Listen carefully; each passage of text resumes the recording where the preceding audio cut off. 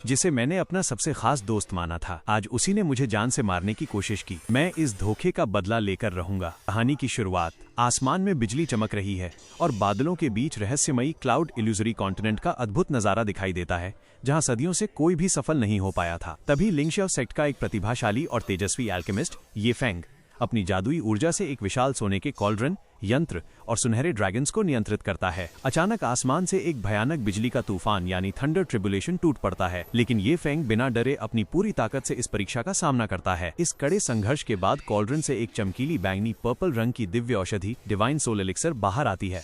इसे हासिल करके ये फेंग अब डिवाइन रेल्म को पार करने और ब्रह्मांड में स्वतंत्र रूप से घूमने के लिए तैयार है। ये फेंग अपनी दिव्य औषधि को देख ही रहा होता है कि तभी उसका करीबी साथी शी वुझाओ रोते हुए आता है और झूठ बोलता है कि दुश्मनों के हमले में उनके गुरु मारे गए हैं, लेकिन यह एक बड़ा धोखा साबित होता है।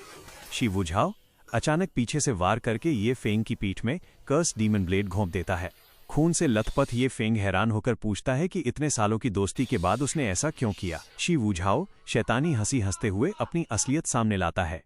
वो ताकत और सर्वोच्च पद पाने के लालच में ये फेंग से वो जादुई औषधि छीन लेता है और उसे कमजोर समझकर रास्ते से हटाने की कोशिश करता है। इस धोखे के बाद वहां गुरु भी जमीन पर गिर जाते हैं और तभी विरोधी गुट नेक्रोशेड सेक्ट के लोग प्रकट हो जाते हैं, जिससे हालात पूरी तरह बदल जाते हैं। ये फेंग के सामने विरोधी गुट की योद्धा मेई वुक्सिए आती है और बताती है कि वे सभी 9 हेवेंस डाओ पैलेस से ताल्लुक रखते हैं। जैसे ही वे लोग मिलकर हमला करते हैं, ये फेंग को समझ आ जाता है कि उसके साथ धोखा हुआ है। गुस्से से भरे ये फेंग और दुश्मनों के बीच घमासान युद्ध शुरू हो जाता है। युद्ध के दौरान एक शक्तिशाली खलनायक सामने आता है, लेकिन वो ये देखकर हैरान रह जाता है कि गंभीर रूप से घायल होने के बावजूद ये फेंग की ताकत और उसका जादुई प्रहार कितना प्रचंड है। आसमान में बिजली की चमक और धमाकेदार एक्शन के बीच ये फेंग अपने आक्रामक वार से विरोधी को चारों खाने चित्त कर देता है। जब मेई वुक्सिए और उसके साथी उस दिव्य औषधि को असली समझकर खुश होते हैं, तभी नेक्रोशैड सेक के बुजुर्ग मेंगपिंग आकर उसे अपने कब्जे में ले लेते हैं। लेकिन अगले ही पल मेंगपिंग को समझ आ जाता है कि वो औषधि असली नहीं बल्कि नकली है। इसी मौके का फायदा उठाकर ये फेंग अपनी जान की बाजी लगाने के लिए तैयार हो जाता है। ये फेंग अपनी पूरी ताकत से जोरदार हमला करता है, जिससे मेंगपिंग हवा में उड़कर दूर जा गिरता है। इसके तुरंत बाद आसमान में एक रहस्यमयी और भयानक लाल भंवर वॉर्टेक्स खुल जाता है। चारों तरफ खतरनाक बिजली कड़कने लगती है और ये फेंग दर्द सहते हुए भी हार नहीं मानता, बल्कि एक जबरदस्त ऊर्जा के साथ अपना प्रचंड रूप दिखाता है। भयंकर बिजली और सुनहरी ऊर्जा के बीच ये फेंग अपनी परम शक्ति यानी सुप्रीम स्क्रिप्चर का इस्तेमाल करते हुए एक शक्तिशाली प्रहार करता है। इसके बाद दृश्य बदलता है, जहां एक महिला घबराई हुई है और ये देखकर हैरान है कि ये फेंग वापस जिंदा हो गया है। होश में आने के बाद ये फेंग खुद से पूछता है कि क्या वो सचमुच जिंदा है और वो इस समय किस जगह पर है।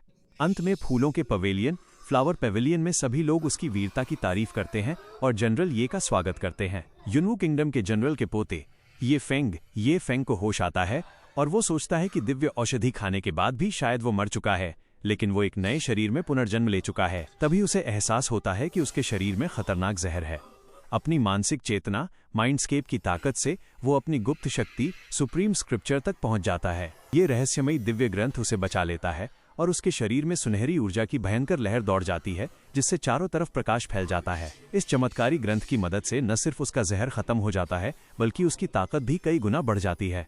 वो कसम खाता है कि जब वो क्लाउड इल्यूजरी कॉन्टिनेंट वापस लौटेगा तो अपने दुश्मनों का नाम ओ निशान मिटा देगा। एक सेवक घबराते हुए ये फेंग के पास आता है और बताता है कि सिटू और वांग परिवार ने गद्दारी करके बूढ़े जनरल ये वुशेंग को बंधक बना लिया है।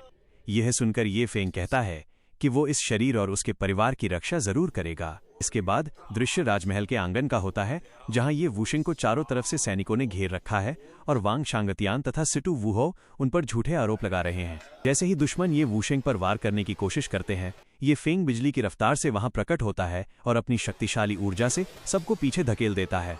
ये वुशिंग अपने पोते ये फेंग को देखकर हैरान और चिंतित हो जाता है और उसे वहां से भागने के लिए कहता है, लेकिन ये फेंग आत्मविश्वास के साथ मुस्कुराते हुए कहता है कि दुश्मन उसका कुछ नहीं बिगाड़ सकते। जब शाही सैनिकों ने ये फेंग पर हमला किया तो ये वुशिंग हैरान रह गया कि आखिर इस छोटे से लड़के ने इतनी जल्दी मानसिक चेतना की चौथी मेरिडियन कैसे पार कर ली। अधिकारियों के आदेश पर सभी सैनिक ये फेंग पर टूट पड़ते हैं, लेकिन वो अपनी जादुई सुनहरी ऊर्जा से सबको एक झटके में धूल चटा देता है। ये फेंग की ताकत यही नहीं रुकती, वो लड़ते लड़ते 5वीं, 9वीं और फिर सीधे 10वीं मेरिडियन को पार कर जाता है, जिसे देखकर सभी मंत्री बुरी तरह कांप उठते हैं।